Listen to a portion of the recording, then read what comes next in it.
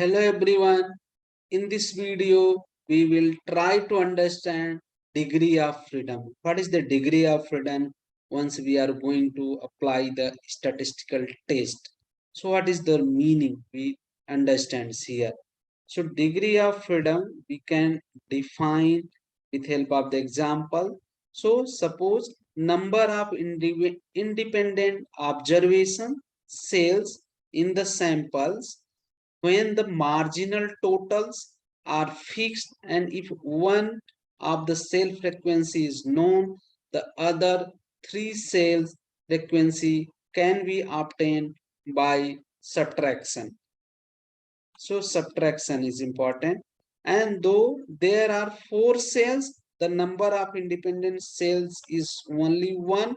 So in that case, degree of freedom equal to 1. So method for finding degree of freedom, if there are R rows and C column, so degree of freedom would be row minus 1 multiply column minus 1. So suppose for example, there are two rows and two column. So degree of freedom would be 1, means with help of this formula, row minus 1, 2 minus 1 is 1, column 2 minus 1 is 1, 1 multiplied by 1. So it would be the 1 degree of freedom here.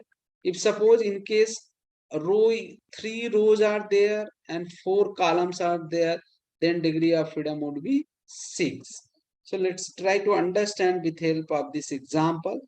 Suppose suppose there are one case vaccination. We are going to find out the association between vaccination and attack. So suppose there are 200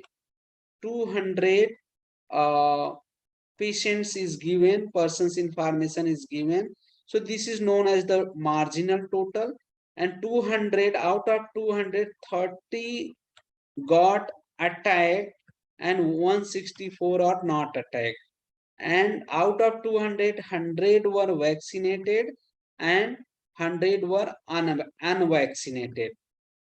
So here this is 4 cells. So cell 1, 2, 3, 4. So here 3 cells. So any one of the cells is given 90. So here 3 cells we can put the any number.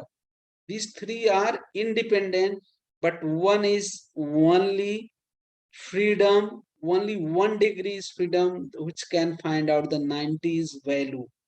So this is the meaning of the degree of freedom we need to understand. So these 4 cells, only one we have a freedom where we can put any number out of 164, and this rows totals and columns. In between this number we can put any number, but we cannot put more than 100 here in a row if we can find out.